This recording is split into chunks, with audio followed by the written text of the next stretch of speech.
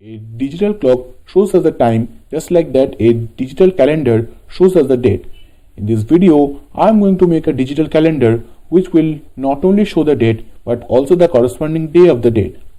So let's start the video. First of all, I am going to declare that the calendar which I made is an infinite one, as it counts dates infinity after CE. 1 CE. You can verify it using your phone. Just go to 31st December of the year, after which your phone can't go. Now add one day and enter the date next to it. Say in my case is 31st December 2036.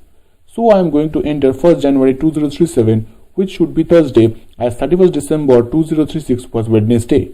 And here, as you can see, perfect. By switching, we can now view the entered date.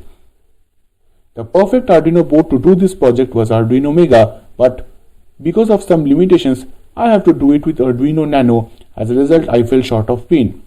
That's why I use the same 7 terminals to view the display as well as the LEDs which are there to show the corresponding day. The process I used here is an automatic multiplexing, but because of high frequency, my efficiency goes down. It can be manually operated with this switch.